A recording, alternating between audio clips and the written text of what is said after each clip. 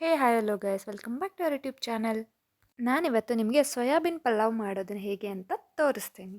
ಮೊದಲಿಗೆ ಕಾದಿರೋಂಥ ಎಣ್ಣೆಗೆ ಸಾಸಿವೆ ಜೀರಿಗೆಯನ್ನು ಹಾಕ್ಕೊಬೇಕು, ಮತ್ತು ಚಕ್ಕೆ, ಮಗ್ಗು, ಏಲಕ್ಕಿ ಹಾಗೆ ಪಲಾವ್ ಎಲೆಯನ್ನು ಹಾಕ್ಕೊಬೇಕು. ನಂತರ ಸಣ್ಣದಾಗಿ ಹೆಚ್ಚಿರೋಂತಹ ಬೆಳ್ಳುಳ್ಳಿ, ಮೆಣಸಿನಕಾಯಿ ಹಾಕ್ಕೊಬೇಕು. ಆಮೇಲೆ ಸ್ವಲ್ಪ ಗೋಡಂಬಿಯನ್ನು ಹಾಕ್ಕೊಳ್ಳೋಣ. ಈಗ ಇದನ್ನೆಲ್ಲ ಚೆನ್ನಾಗಿ ಫ್ರೈ ಮಾಡ್ಕೊಳ್ಳೋಣ.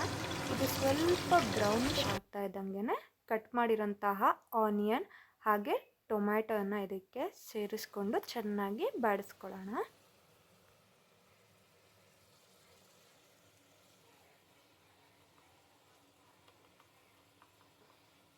ಒಂದು 5-10 ಮಿನಿಟ್ಸ್ ಇದನ್ನು ಚೆನ್ನಾಗಿ ಬಾಡಿಸ್ಕೊಂಡು, ಟೊಮೆಟೊ ತುಂಬ ಸಾಫ್ಟ್ ಆಗಬೇಕು, ಹಾಗೆ ನೀರು ಬಿಟ್ಕೊಬೇಕು. ಅದು ಗೊತ್ತಾಗುತ್ತೆ ನಿಮಗೆ. ಅಲ್ಲಿ ತನಕ ಚೆನ್ನಾಗಿ ನೋಡಿ, ಈಗ ನೀರು ಬಿಟ್ಕೊಂಡಿದೆ ಅಲ್ಲ, ಈ ಥರ ಆದಮೇಲೆ ನೆನೆಸಿಟ್ಕೊಂಡಿರೋಂತಹ ಬಟಾಣಿಯನ್ನು ಹಾಕೋಣ.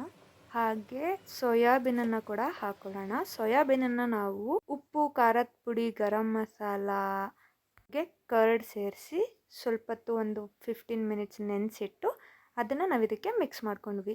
ಏನಕ್ಕೆ ಹೀಗೆ ಮಾಡ್ತೀವಿ ಅಂತ ಅಂದರೆ, ಅದು ಸೋಯಾಬೀನ್ ಗೊತ್ತಿರೋ ಥರನೇ ಅದು ಟೇಸ್ಟ್ಲೆಸ್ ಇರುತ್ತೆ. ಸೊ ಅದಕ್ಕೆ ಮಸಾಲೆ ಎಲ್ಲ ಸ್ವಲ್ಪ ಚೆನ್ನಾಗಿ ಹಿಡ್ಕೊಂಡ್ರೆ ಚೆನ್ನಾಗಿರುತ್ತೆ ಅಂತ ಈ ಥರ ಮಾಡ್ಕೊಬೇಕು. ಹಾಗೆ ಸ್ವಲ್ಪ ಧನಿಯಾ ಪೌಡರ್, ಸ್ವಲ್ಪ ಅಚ್ಚ ಖಾರದ ಪುಡಿ, ಹಾಗೆ ಸ್ವಲ್ಪ ಅರಿಶಿಣವನ್ನು ಬೆರೆಸ್ಕೊಂಡು ಚೆನ್ನಾಗಿ ಮಿಕ್ಸ್ ಮಾಡ್ಕೊಬೇಕು. ವೆಜಿಟೇರಿಯನ್ಸ್ಗೆ ಇದು ಒಂದು ಚೆನ್ನಾಗಿರುವಂತಹ ಹೆಲ್ದಿ ರೆಸಿಪಿ ಅಂತಲೇ ಹೇಳ್ಬೋದು. ನಮಗೆ ಪ್ರೋಟೀನ್ಗೆ ನಾವು ಯೂಶಲಿ ಎಗ್ ತಿನ್ನದೇ ಇರೋದ್ರಿಂದ ಸೋಯಾಬೀನಲ್ಲಿ ಪ್ರೋಟೀನ್ ಅಂಶ ತುಂಬಾ ಜಾಸ್ತಿ ಇರೋದ್ರಿಂದ ಮಕ್ಕಳಿಗೆ, ಮನೆಯವರಿಗೆಲ್ಲ, ವಯಸ್ಸಾದವರಿಗೆ ತುಂಬ ಒಳ್ಳೆಯದು. ಈಗ ಅಳತೆಗೆ ಎಷ್ಟು ಬೇಕು ಅಷ್ಟು ಅಕ್ಕಿಯನ್ನು ಹಾಕ್ಕೊಳ್ಳಿ. ನಾವಿಲ್ಲಿ 2 ಲೋಟ ಅಕ್ಕಿ ತೊಗೊಂಡಿದ್ದೀವಿ. ಅದನ್ನು ಚೆನ್ನಾಗಿ 2-3 ಸಲ ವಾಶ್ ಮಾಡಿಕೊಂಡು ಅಕ್ಕಿಯನ್ನು ಹಾಕಿ ಚೆನ್ನಾಗಿ ತರಕಾರಿ ಹಾಗೆ ಸೋಯಾಬೀನ್ ಮಸಾಲೆ ಎಲ್ಲ ಇರೋದ್ರ ಜೊತೆ ಚೆನ್ನಾಗಿ ಮಿಕ್ಸ್ ಮಾಡ್ಕೊಬೇಕು. ಅದು ಎಲ್ಲ ರೈಸ್ಗೂ ಮಸಾಲ ಫ್ಲೇವರ್ ಬರೋ ಥರ ಚೆನ್ನಾಗಿ 1-2 ನಿಮಿಷ ಫ್ರೈ ಮಾಡ್ಕೊಳ್ಳೋಣ.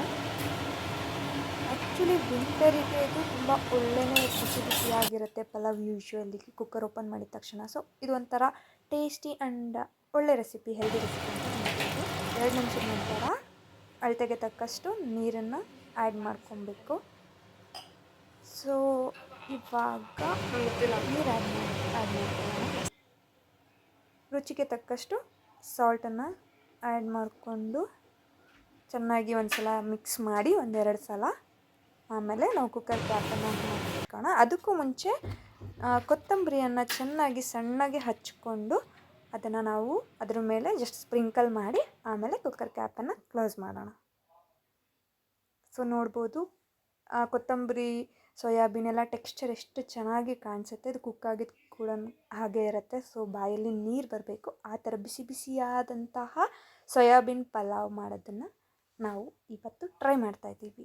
ಲೆಟ್ಸ್ ಸಿ ಹೇಗೆ ಬರುತ್ತೆ ಅಂತ. 2 ವಿಷಲ್ ಹಾಕಿದ ನಂತರ ಇದನ್ನು ನಾವು ಸವಿಯಲು ಸಿದ್ಧ. ಮತ್ತು ಅದರ ಜೊತೆ ನೀವು ಒಂದು ಬೇಸಿಕ್ ರೈತ ಮಾಡಿಕೊಂಡ್ರೆ ಬಿಸಿ ಬಿಸಿ ಪಲಾವ್, ಸೋಯಾಬೀನ್ ಪಲಾವ್ ಸವಿಯಲು ಸಿದ್ಧ. Thank you for watching.